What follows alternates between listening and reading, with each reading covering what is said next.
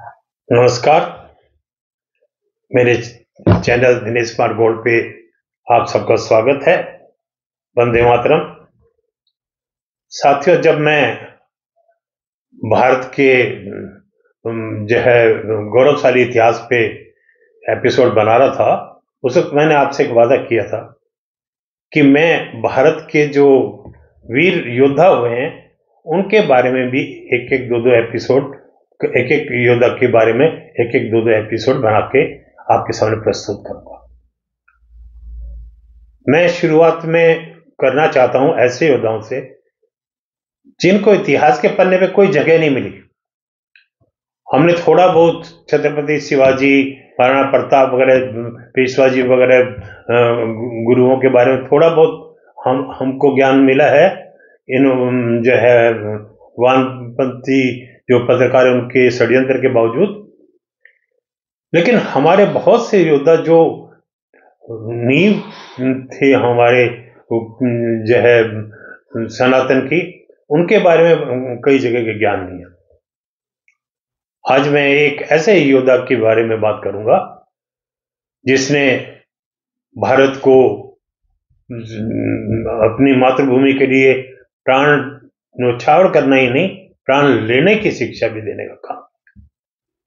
अगर आपको ये एपिसोड पसंद आए और आपने मेरा उत्साह बढ़ाया तो आगे भी मैं जो है नेक्स्ट एपिसोड में एक ऐसे राजा पे बनाना चाहता हूं जो पहले राजा नहीं था, युवक था, और उसके बाद वो अपने परिश्रम से राजा बना और सनातन धर्म की उसने बहुत बड़ी रक्षा की, सनातन को बचाने का काम किया। खैर, आज हम बात करते हैं महान योद्धा तक्षक की। ये बात है सन 711 की।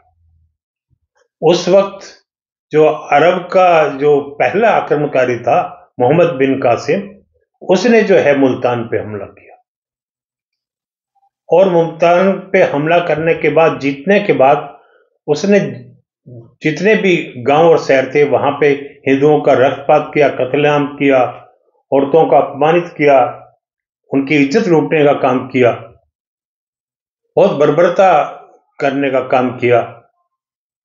ऐसी बर्बरता कभी भी जो है हमारे भारतवासियों ने देखी नहीं थी, क्योंकि हमारे यहाँ जब युद्ध होते थे तो राजा अगर दूसरे राजा को हरा भी देता था तो वहां की प्रजा को किसी तरह का जो है वो तकलीफ देने का या उस पर जुल्म करने का काम नहीं करता। उस वक्त जब ये मुल्तान के अंदर हार गया, ये युद्धपात कर रहे थे, तो तक्षक के गांव में भी ये आक्रमणकारी पहुंच गए। तक्षक के पिता कासिम से लड़ते हुए वीर गति को प्राप्त हो चुके थे। जब गांव में पहुंचे तो तक्षक उस 8 साल का था, उसकी 2 बहनें थी। ये भय से कांपने लगे। उनकी माता को भी स्थिति का समझ आ गया और उसने अपने बच्चों को छाती से भींच लिया, और फिर उस छतरानी ने जो है अपनी तलवार निकाली और देखते देखते अपनी दोनों बेटियों को मार दिया। क्योंकि जो ये जो आक्रांता थे, ये औरतों के साथ बलात्कार करते थे। उस वक्त बहुत सनातनी जो महिलाएं थी, युवा लड़कियां थी, उन्होंने कुएं में, तालाबों में डूब की जान दे दी थी।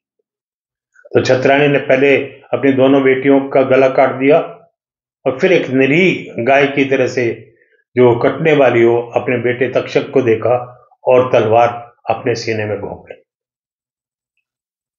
8 साल का बच्चा उसी वक्त परिस्थिति को पढ़ना सीख गया। उसने मां के आंचल से अपने आंसू पोंछे और जंगल में, खेतों से होते हुए जंगल भाग गया। 25 साल बाद वो तक्षक एक पुरुष बन चुका था, बलिष्ठ पुरुष, बहुत ताकतवर जो है था वो। और जो वहां जो कन्नौज के राजा थे, राजा नागभट्ट द्वितीय, उनका वो अंगरक्षक बन गया था और वो जनता के बीच में बहुत लोकप्रिय था। उसकी शौर्य की भी बड़ी प्रशंसा होती थी। वो एक तलवार के एक वार से हाथी को काट देता था, इतना बलशाली वो था। जनता के लिए वो आदर्श था। जो कनौज के जो राजा थे नागभट्ट जी, वो भी अतुल पराक्रमी थे, और उन्होंने भी अरबों के जितने भी युद्ध हुए उनको सिंध पे आक्रमण नहीं करने दिया, और उन्होंने उनको खदेड़ने का काम किया। 15 साल तक ये सिलसिला चल रहा था, वो आक्रमण करते थे और नागभट्ट जी उनको खदेड़ देते थे। अब की बार फिर पता लगा कि जो अरब है वो वहां के खलीफा से सहयोग लेके एक बहुत बड़ी फौज लेके कनौज पे आक्रमण करने आ रहा है, और 2-3 दिन में वो कनौज की सीमा पे पहुंच जाएगा। राजा नागभट्ट जी ने इसके रणनीतिक बनाने के लिए सभा बुलाई, सभी सेना नायकों से जो है इस बारे में बात किया कि भाई 2-3 दिन के अंदर वो जो है अरब की सेना हमारे कनौज के जो सीमा पे आ जाएगी, हमें क्या करना चाहिए। सभी ने अपनी अपनी राय दी, लेकिन इतने में अंगरक्षक तक्षक खड़े हुए और उन्होंने कहा कि महाराज अब की बार दुश्मन की शैली के अंदर जो है हमें जवाब देना चाहिए। तो राजा ने कहा खुल के बताओ।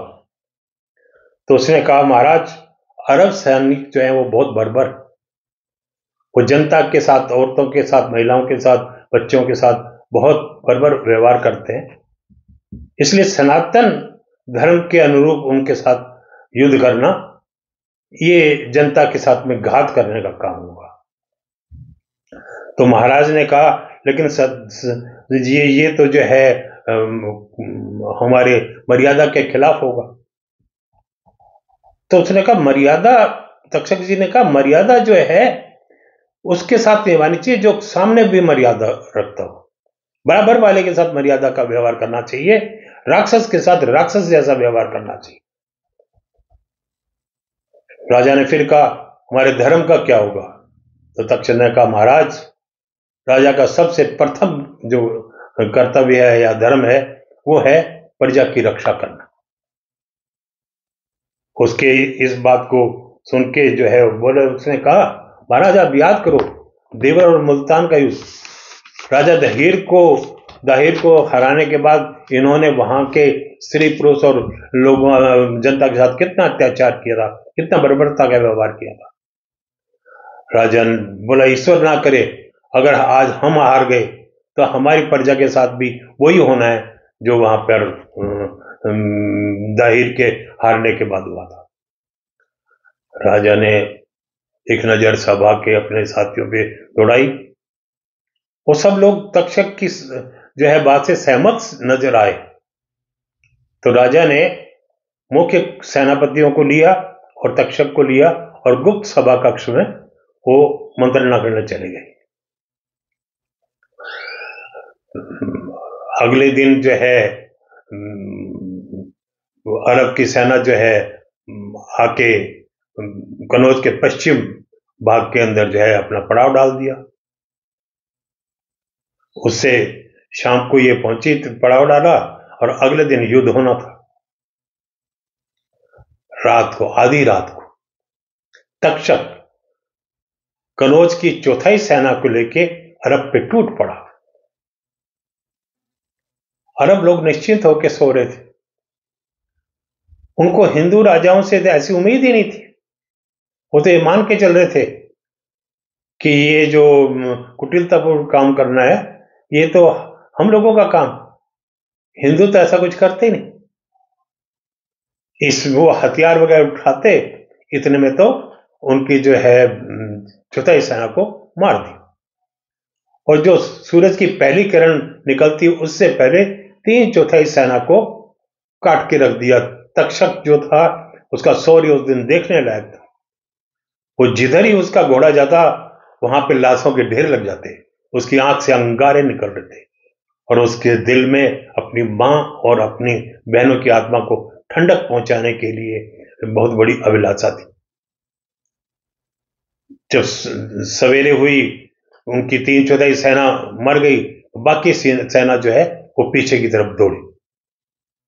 लेकिन पीछे जब वो दौड़ी तो वहां पे महाराज नागभट्ट जी खुद खड़े थे और बाकी बची सेना को उन्होंने काट दी।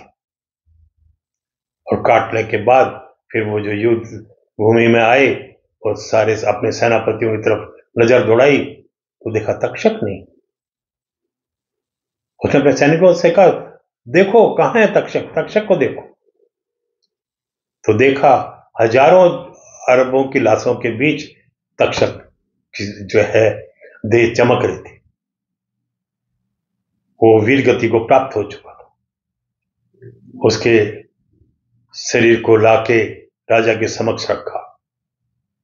राजा स्तब्ध होकर उसको देखता रहा और फिर उसने अपनी तलवार ली और तक्षक के पैरों में रख दी और उसको प्रणाम किया। और युद्ध भूमि में जो पसरी जो है सन्नाटे के बीच वो सम्राट दहाड़ा जोर से और उसने कहा, आप आर्यव्रत की वीरता के शिखर थे तक्षक। भारत ने अब तक युद्ध भूमि के लिए प्राण न्यौछावर करना सीखा था, आपने मातृभूमि के लिए प्राण लेना सिखाया। भारत युगों युगों तक आपके इस कार्य के लिए आभारी रहेगा। और ये इतिहास गवाह। उसके बाद 3 शताब्दी तक अरबों की हिम्मत नहीं हुई जो भारत भूमि की तरफ आंख कर सके। तक्षक ने सिखाया कि मातृभूमि के लिए जान दे देना जितना आवश्यक है, तो मातृभूमि की रक्षा के लिए प्राण लेना भी बहुत जरूरी है। अन्यथा जैसे को तैसे का अगर रूप में जवाब नहीं दिया जाए तो सामने वाला आपको कमजोर समझ लेता है। आज भी हमारे देश की परिस्थिति बड़ी अजीब है। बदकिस्मती से मुस्लिम प्रस्त गांधी और मौलाना जवाहरलाल, उन दोनों ने षड्यंत्र से हमारे देश का बंटवारा किया इस नाम पे कि हिंदू मुसलमान साथ नहीं रह सकते। और जिस दिन बंटवारा हुआ उससे अगले ही दिन उन्होंने कहा साथ रह सकते हैं। और उनके इस षड्यंत्र से बहुत बड़ी संख्या के अंदर कट्टर मुस्लिम हमारे देश के अंदर रह गए। खास तौर से वो मुस्लिम रह गए जिन्होंने पाकिस्तान के लिए वोट किया था। और आज हालात क्या है? आज हालात ये हैं कि उनको नेहरू ने एक वक्फ एक्ट और बना दिया।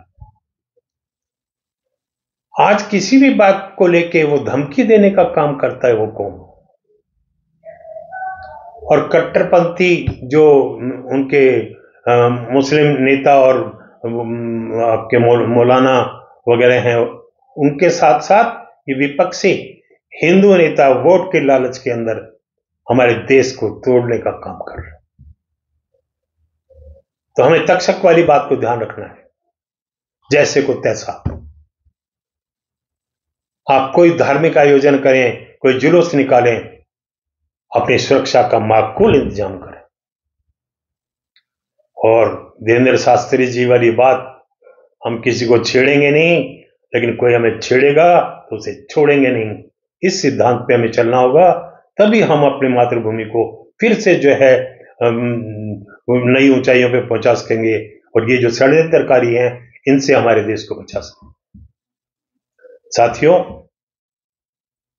मैं अपनी बात को यहीं समाप्त करता हूं। मैं आपसे प्रार्थना करता हूं, मैं ऐसे योद्धाओं के किस्से आपके सामने ला रहा हूं और लाने की मेरी इच्छा है जिनको हमारी पीढ़ी के भी बहुत कम लोग जानते हैं। और आज के जो पीढ़ी के हैं, जो जिनको पांडु और महाराजा पांडु और महाराजा दशरथ के बच्चे कितने थे, उनके नाम क्या थे, ये तक नहीं पता, उनको तो इन चीजों का ज्ञान ही नहीं है।